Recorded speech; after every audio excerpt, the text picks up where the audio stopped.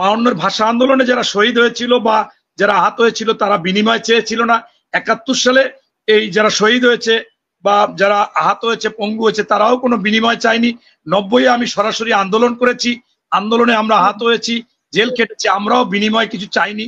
আজকে দেখা যাচ্ছে 36শে জুলাই এসে আপনার অনেকের মধ্যে লোভ, লালসা এবং বিনিময় চাচ্ছে। যে বন্দোবস্তে আমরা যাচ্ছি ওইটা যদি আমরা কুঠারাঘাত না করতে পারি, শক্ত হাতে দমন না করতে পারি, ওরা নমিনেশন নিয়ে ওরা এমপি হবে, ওরা আবার আমাদের উপর বসবে এবং আবার সিন্ডিকেটের মাধ্যমে তেলের দাম বাড়াবে, নুনের দাম বাড়াবে, পেঁয়াজের দাম বাড়াবে, সাবানের দাম বাড়াবে, অর্থাৎ চাউলের দাম বাড়াবে, যখন যা খুশি তাই করবে। তো সুতরাং আপনাকে শেষ বাক্যে শুধু একটাই প্রার্থনা করতে পারি, শুভ হোক আগামী, সুন্দর হোক পৃথিবী। আমার নেতা শহীদ প্রেসিডেন্ট জিয়াউর রহমান বলেছিল, ব্যক্তির চেয়ে দল বড়, দলের চেয়ে দেশ বড়। সেইটা আমাদের মধ্যে হোক। এবং আমার বর্তমান নেতা তারেক রহমান সাহেবের স্পষ্ট কথা যে দিল্লি নয়, পিন্ডি নয়, অন্য কোনো দেশ, সবার আগে বাংলাদেশ। তাই দেশপ্রেমিক হোক সবার মধ্যে। আমি শহীদুদ্দিন চৌধুরীর ক্লাবের অনলাইনে পুরো ইন্টারভিউটা আমি শুনেছি। কালকে একটা টক শোতে আমাকে এই বিষয়ে বলেছিল, আমি শুনেছি। আমি তো বিএনপি করি না, কিন্তু কোন রাজনৈতিক নেতার নামে অহেতুক অভিযোগ দেওয়া ঠিক হবে না। শহীদুদ্দিন চৌধুরী কোন অবস্থাতেই বলেনি যে আমরা 30 বছর ক্ষমতায় থাকবো। সে বলেছে একটা কথা বলতে গিয়ে যে বিএনপির উচিত প্রত্যেক দিন, যদি জনগণ ভোট দেয়, প্রত্যেক দিনে কার্যক্রম সাজাতে হবে, কোন কাজ আগে করতে হবে, কোন কাজ, এবং তাতে যদি বিএনপি ম্যান্ডেট নিয়ে 30 বছর ক্ষমতায় থাকতে চায়, কারণ অনেকগুলো কাজ গোছাতে হবে। তা এখন আমাদের একটা মুশকিল হয়েছে কি, আমরা তো হেডলাইন ম্যানেজমেন্ট করি। ফেসবুক আমাদের অনেক সুবিধাও দিয়েছে। ধরেন আগে আপনারা তিনজনেই, আমরা চারজনই ধরেন আমরা পত্রিকাও পড়েই বড় হয়েছি, তাই না ওমর ভাই, ফারুক ভাই? তা আগে পত্রিকায় এরকম চটকদার নিউজ দিত না, একটা বক্তব্য দিত, আমরা পুরো পেপার পড়তাম, আবার প্রথম পেজে লেখা থাকতো, তাই না মনির ভাই? 8ম পৃষ্ঠায় দ্রষ্টব্য, ওইখানে গিয়ে আবার পুরো পড়তাম। লেখা হয়তো হাসিনা মা হয়েছেন, আর সবাই পত্রিকা কিনা শুরু করছে। পরে লেখা গেছে যে ওই আমার কোন এক গ্রামের হাসিনা নামক এক মহিলা বাধ্য হয়েছে। এখন হয়েছে ওই যে মনির ভাই যেটা বললো, ধরেন বিএনপি তো আমরা সমালোচনাও করব, কিন্তু যার যেটা প্রাপ্য তাকে খামাখা একজনকে বিতর্কিত করা হবে কেন? সে কোন অবস্থায় বলেনি যে বিএনপি 30 বছর ক্ষমতায় থাকতে চায়, বলেছে জনগণের ম্যান্ডেট পেলে বা নির্বাচিত হলে আমরা এই করতে চাই। এইটার মিস ইন্টারপ্রিটেশন হয়েছে। মানে শেখ হাসিনা তো বলতেন জনগণ আমাদেরকে 41 সাল শেখ হাসিনার অ্যানির বলা এক হয়নি। আপনি ইন্টারভিউটা দেখেন, আমি কাজী মনির ভাইয়ের সঙ্গে তবু আমিও দেখেছি ওনার বক্তব্য। হ্যাঁ, কাজী মনির ভাইয়ের সঙ্গে আমিও একমত যে এখন যেহেতু আমার মনে কাজী মনির ভাই পরিবেশটা বিতর্কের, এগুলো কম কথা বলাই ভালো। জি জি, কাজী মনির ভাই সংক্ষেপে শেষ করবেন প্লিজ, নাকি আপনার শেষ বক্তব্য? আমি সর্বশেষ আপনাকে বলবো, আপনার মাধ্যমে আমাদের সারা বাংলাদেশে যারা দেখছেন, পরবর্তীতে দেখবেন, এটাই বলবো যে 52 ভাষা আন্দোলনে যারা শহীদ হয়েছিল বা যারা আহত হয়েছিল তারা বিনিময় চেয়েছিল না। 71 সালে এই যারা শহীদ হয়েছে বা যারা আহত হয়েছে, পঙ্গু হয়েছে, তারাও কোনো বিনিময় চায়নি। 90-এ আমি সরাসরি আন্দোলন করেছি, আন্দোলনে আমরা আহত হয়েছি, জেল খেটেছি, আমরাও বিনিময় কিছু চাইনি। আজকে দেখা যাচ্ছে 36শে জুলাই এসে আপনার অনেকের মধ্যে লোভ, লালসা এবং বিনিময় চাচ্ছে স্পষ্টভাবে বক্তব্য বলছে। আমি গতকালকে একটা হোটেল সোনারগাঁয়ে একটা সেমিনারে গিয়েছিলাম, সেখানে আমাদের ডক্টর মঈন খান এসেছিলেন, ওয়াহিদুদ্দিন মাহমুদ সাহেব এসেছিলেন, সারজিদ আলম এসেছিলেন, বিপি নূর এসেছিলেন, এরকম রাজনৈতিক জামাতের আমির এসেছিলেন।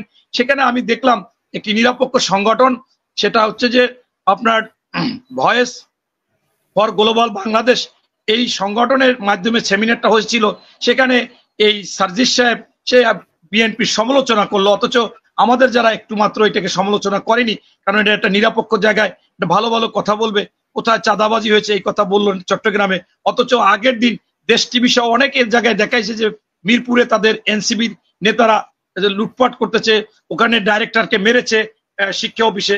যাই হোক, আমি মনে করি যে এই লোভগুলোকে পরিহার করতে হবে এবং সবসময় নিজেকে সংশোধন করতে হবে, পরবর্তীতে অন্যদেরকে সংশোধনের জন্য বলতে হবে। এইটা যদি না হয়, লোভ যদি থাকে, সেই আগের মতো একই অবস্থা হবে। আমরা সর্বশেষ জনগণের আশা আকাঙ্ক্ষা ছিল দুর্নীতি থাকবে না, ঘুষ থাকবে না, বাজার দর নিয়ন্ত্রণ হবে এবং সুশাসন সুনীতি পাবে, আইন শৃঙ্খলা থাকবে। অথচ আজকে সাধারণ মানুষ কেন, রাজনৈতিক নেতা আমরাও ভয় পাচ্ছি যে আসলে কি হবে কি হবে না। এখানে আমাদের সকলকে ঐক্যবদ্ধভাবে কোনো লোককে সন্ত্রাসী বানানো যাবে না, চাঁদাবাজি বানানো যাবে না, দখলবাজি বানানো যাবে না, ঘুষ খাইতে তাদেরকে আপনি যদি আমি শেষ করি যে আপনারা দেখেছেন একজনকে নাকি ওই এক সিটি কর্পোরেশন পাঠাইছে কয়েক কোটি টাকা দিয়ে, 100 কোটি না 150 কোটি। এখন সে তো ঘুষ খাবে, সে তো একেবারে পাহাড় করবে। এইগুলো থেকে বিরত থাকতে হবে, যার যার অবস্থানে থেকে এগুলো প্রতিহত করতে হবে, প্রয়োজনে এর বিরুদ্ধে আন্দোলন করতে হবে। সেই আন্দোলন হবে সামাজিক আন্দোলন। এই সামাজিক আন্দোলনের মাধ্যমে রাষ্ট্র, সমাজ এবং পরিবারে পরিবর্তন আনতে হবে। ধন্যবাদ।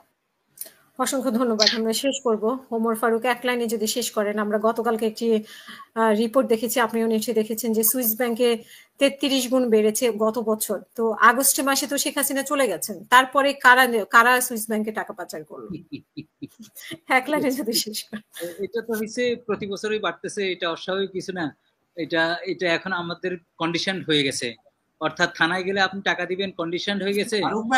ফারুক ভাই আমি একটু লাইটার মুডে বলি, মনির ভাই, হাসিনা ভাই, সুইস ব্যাংক ঘেরাও আন্দোলনই আমাদের এখন করতে হবে। সুইস ব্যাংক থেকে আমাদের টাকা নিয়ে আসতে যাবে না। এক্স্যাক্টলি। এখন কথা হলো কি, আমরা তো আমি আসি মামুন ভাই, আছেন, আমি আসি এই আন্দোলনে, আমি আসি। কথাটা হলো এটা নিয়ে কেউ কথা বলে না, পত্রিকায় নিউজ হয়, কিন্তু এই সুইস ব্যাংকের এই লিস্টগুলা প্রকাশ করে এদেরকে বয়কট করার কথা কেউ বলবে না। কারণ সুইস ব্যাংকে যে টাকাটা বাড়ছে না, এই টাকাটার ভাগ বাটোয়ারা হয়ে গেছে, এবং স্পন্সর, আমি বলছি স্পন্সর এখন হয়ে গেছে না। এখন প্রত্যেক রাজনৈতিক দল স্পন্সর খোঁজ করতেছে। স্পন্সর ওরা বড় দুর্নীতিবাজ, নট মি। সুপ্রিম কোর্টের এই নিরীহ আইনজীবীকে কেউ স্পন্সর করবে না, তার দলে ভিড়াবে না, তার দলের নমিনেশনের কথা বলবে না। সুইস ব্যাংকে কাদের টাকা আছে তারা নমিনেশন পাবে। আমি আপনাকে নিশ্চিত করে বলে দিলাম যে এই বন্দোবস্তে আমরা যাচ্ছি, ওইটা যদি আমরা কুঠারাঘাত না করতে পারি, শক্ত হাতে দমন না করতে পারি, ওরা নমিনেশন নিয়ে ওরা এমপি হবে, ওরা আবার আমাদের উপর বসবে, এবং আবার সিন্ডিকেটের মাধ্যমে তেলের দাম বাড়াবে, নুনের দাম বাড়াবে, পেঁয়াজের দাম বাড়াবে, সাবানের দাম বাড়াবে, অর্থাৎ চাউলের দাম বাড়াবে, যখন যা খুশি তাই করবে। তো সুতরাং আপনাকে শেষ বাক্যে শুধু একটাই প্রার্থনা করতে পারি, শুভ হোক আগামী, সুন্দর হোক পৃথিবী। অসংখ্য ধন্যবাদ। যে 30 সেকেন্ডে যদি শেষ করেন মামুন ভাই, মাইক্রোফোনটা অন করে নেবেন। আপনার টাকা আছে কি না সুইস ব্যাংকে? আমার বাংলাদেশ ব্যাংকে কিছু নেই। আমি বলছি যে ওমর ফারুক ভাইয়ের চমৎকার কাব্যিকের পরে আর কিছু বলা নাই। আমি ওইটাই মনে করি, এখনো আমরা ডক্টর ইউনূসের উপর আস্থা রাখতে চাই। বারবার আমরা ব্যর্থ হতে চাই না। 71-এ ব্যর্থ হয়েছি, 90-তে ব্যর্থ হয়েছি। আল্লাহর হস্তে কিছু যৌক্তিক সংস্কার করে, আর আপাতত ইমিডিয়েট কালকে থেকেই এই গভর্নেন্স গুলো শুরু করেন। এই যে অন্তত দুর্নীতিবাজদের বিরুদ্ধে আমি শেষ করে দিই, না বলে পারছি না। একটি ব্যবসায়ীরও আমি গ্রেপ্তার বা তাদের বিরুদ্ধে মামলা দেখলাম না, যারা বলেছিল আমি প্রথমত তোমাকে শেখ হাসিনাকে চাই, দ্বিতীয়ত শেখ হাসিনাকে চাই, মরণের পরও শেখ হাসিনাকে চাই। তারা এখন বল তবিয়তে, তারা আবার দেখি সরকারের সঙ্গে বৈঠক করে। আমার মতো, আমার ফারুক ভাই যদি নিরীহ লয়ার হয়, তাহলে আমি তো আরো অতি নিরীহ লয়ার, আমারও এটা বোধগম্য হয় না। তবে প্রত্যাশা করি, বাংলাদেশের মানুষের উপর আমার আস্থা আছে, বাংলাদেশের মানুষের উপর আমার বিশ্বাস আছে, তারা সচেতন থাকুক। আপনারা রাজপথ ছাড়বেন না, আমরা আমাদের অধিকার আদায় করে নেব। ধন্যবাদ। জি, 30 সেকেন্ডে শেষ করবেন প্লিজ মনির ভাই।